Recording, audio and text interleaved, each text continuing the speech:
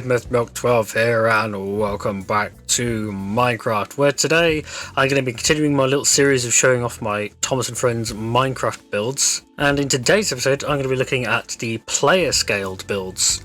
So, I started up a fresh world on a new client, and naturally I started at the beginning and built Thomas. This is the earliest screenshot I have from that process. You can see it's just the body and the frames at the moment.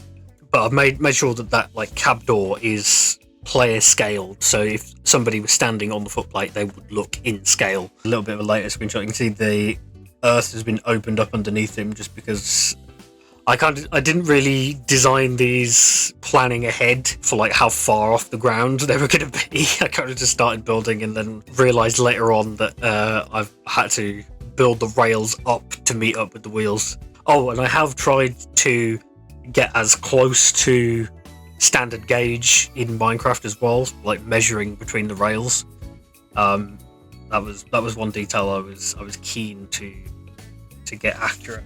Now, one of the things I did for this Thomas that I didn't do with that earlier Thomas model was I did a bunch of different facial expressions. So we have the infamous O face, we have the cross face, we have his angry face, we have the shocked face, and the confused face. And of course, after Thomas, I naturally went on to build Edward.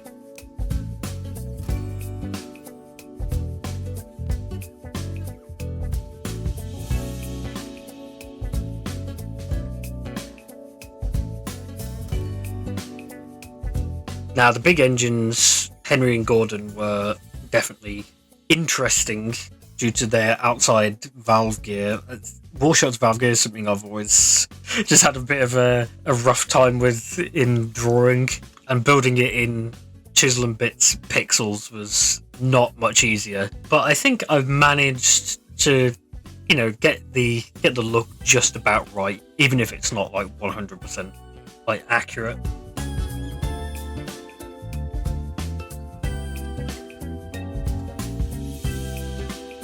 Now, I built Henry in his new shape, but I did also copy-paste him and build a version of him with his old shape as well. And because I had old shape Henry, I was able to basically make a version of that into Gordon as well.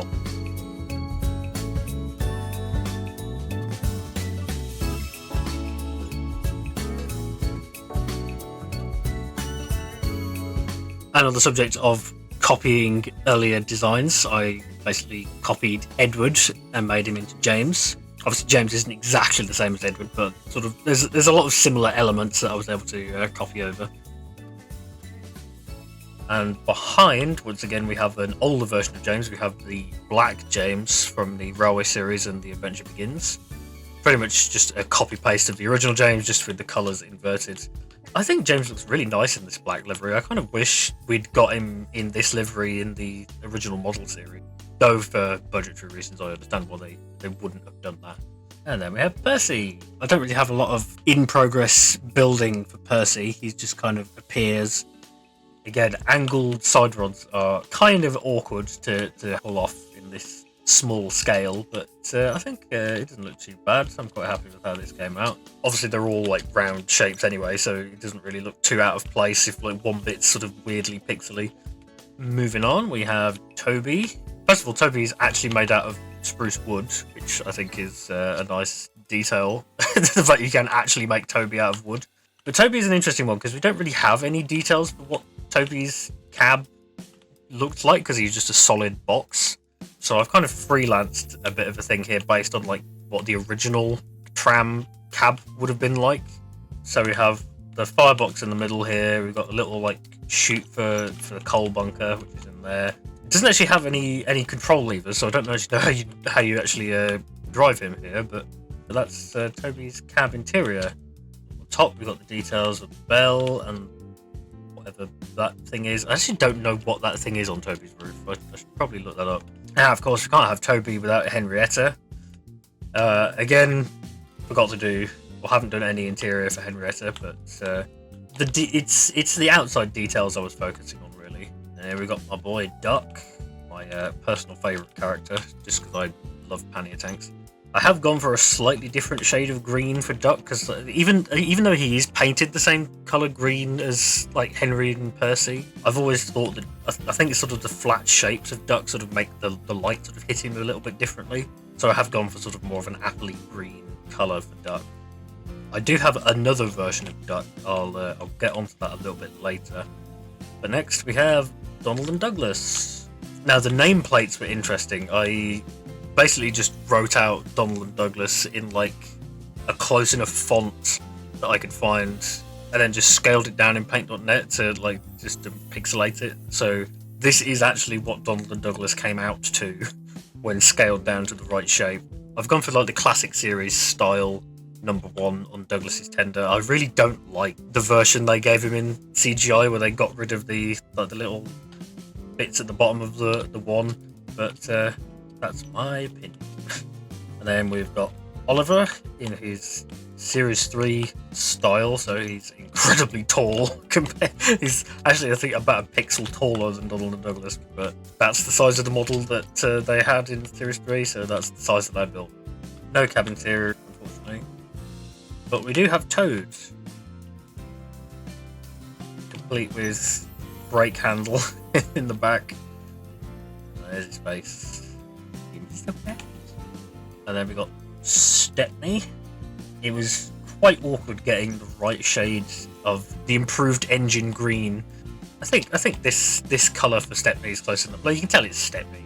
Even though I have the flat coloured blocks mod, which basically gives you like the whole like RGB range of colours, you only get a certain number of light and dark values, so you can't really get like darker shades of certain colours, which is a little bit annoying. Then we've got Bill and Ben.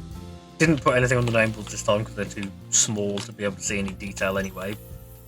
Also, apparently didn't put any coal in their bunkers. That's a bit of an oversight. And there's no cab detailing again. And at the end, we've got the spiteful brake van. You'll have noticed in the background that I've got Henry over here and there's a load of snow everywhere. That's because this is the Flying Kipper from Series 1. So we have the CCT van there. I think that's an LBSC one. That's a Great Western. That's an LMS. And then the flat wagon with the unusual tarp-covered lump, whatever that was supposed to be. And then just a standard brake van at the back.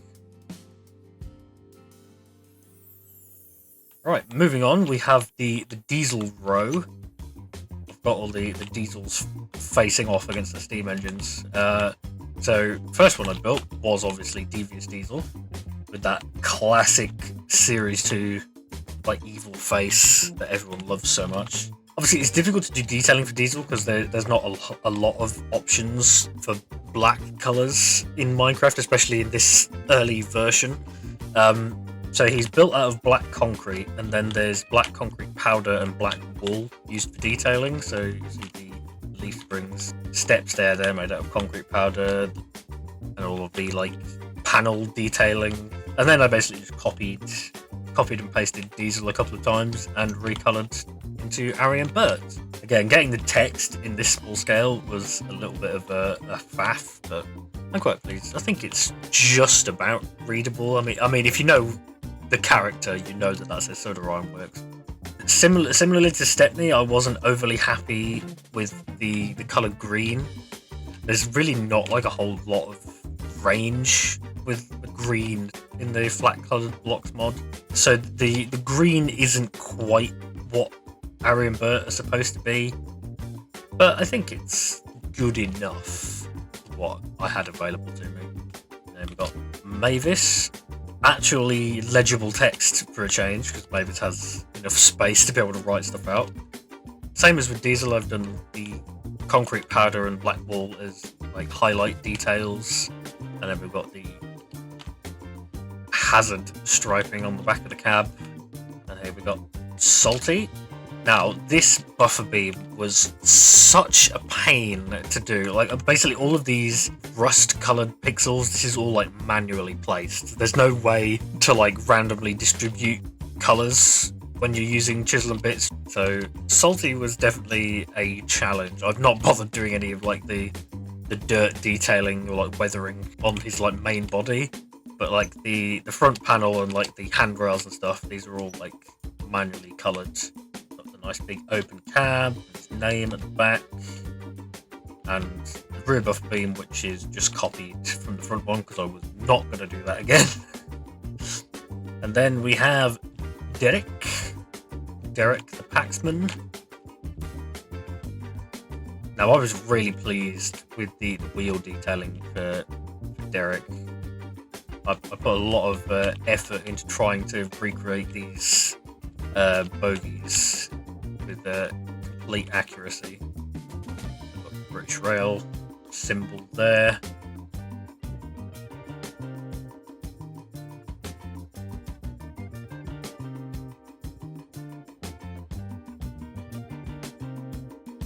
We've got Boko looking quite massive compared to everyone else. Weirdly, he's taller than the Class 40, which I wouldn't have thought of, but I was using the ruler sheets, so they should be comparable to one another.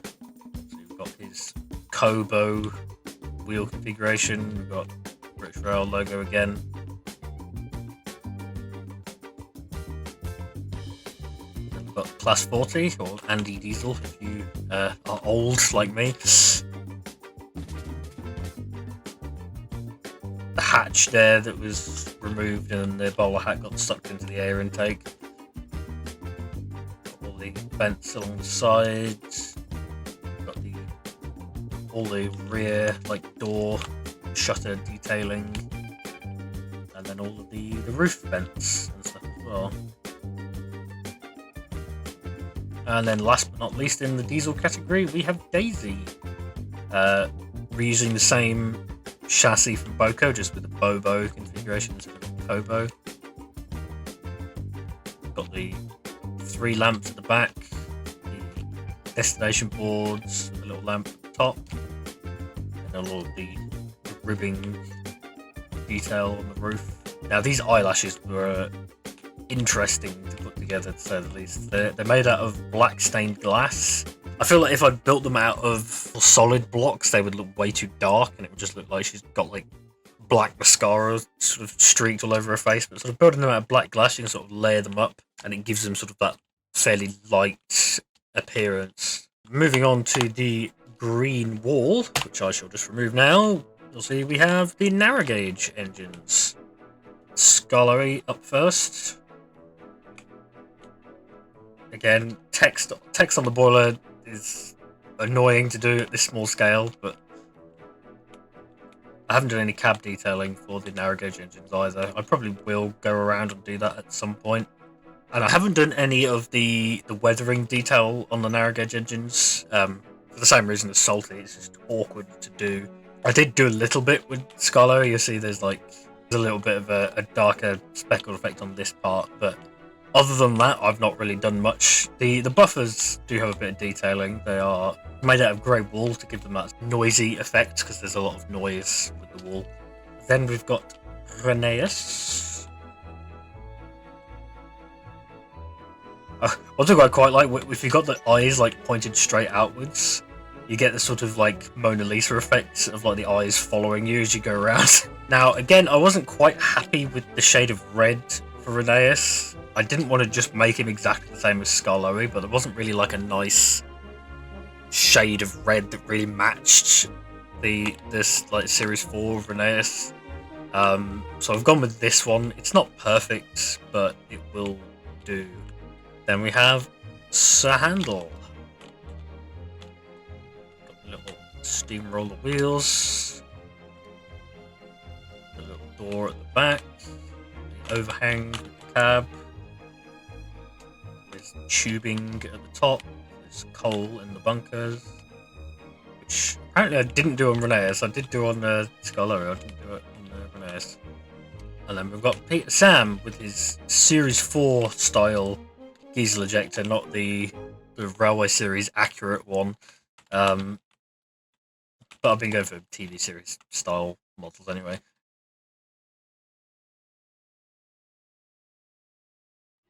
And then we've got Rusty.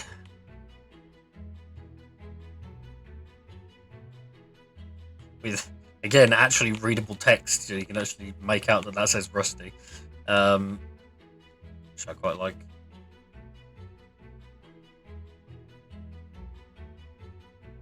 And then we've got Duncan. Duncan is an interesting one because he's got a lot of like outside pipe detailing on this side. You can see they've got the thing going up to the dome there. Again, I didn't apparently put any coal in Duncan. Sorry about that. Duncan does at least have a smoke box, or like a somewhat of an interior. There's like the shape for where the firebox is supposed to be. Good old Duke, the Lost Engine.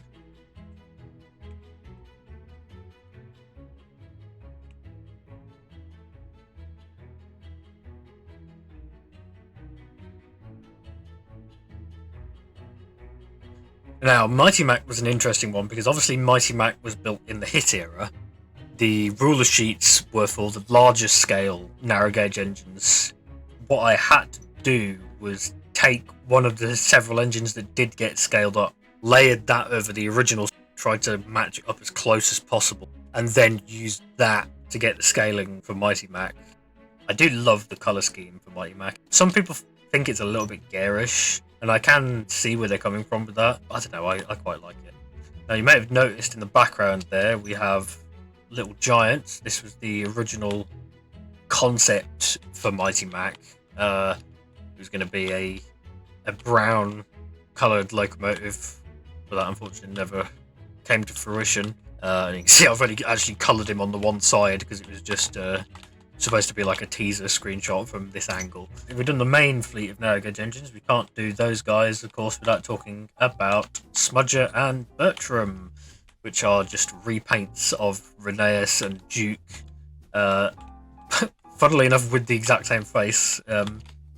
Yeah, we have Smudger with the red cab as it was because they never bothered repainting the inside. And then Bertram. I've done Bertram with the tender. I know the original concept for Bertram was that he was going to be a tank engine, but they obviously never bothered retooling the Duke prop for that. And thank God they didn't, because now we have Duke as he was, preserved by Thomas Dankmerch. Now, moving on to something a little bit different, we have Trevor. Trevor, again, was a very interesting thing to do, especially with these really large wheels and like the overlapping spokes. This was a real challenge, but I think I'm really happy with how Trevor came out. I need to do the cab footplate detailing for him still. But from the outset, he's pretty much done. Now over here, we've got a bit of a work in progress. We've got Harold the helicopter. Now, Harold is an incredibly awkward thing to be building just because of the very rounded shape. So you can see I've got some like testing stuff over here, trying to like gauge the sort of shape that I want. And like copying and pasting different bits. We've got a partial Thomas here for scaling. But yeah, this is as far as I've got with Harold. So that's it for this first world, but I do have a couple other worlds with some Thomas the Tank Engine stuff on it.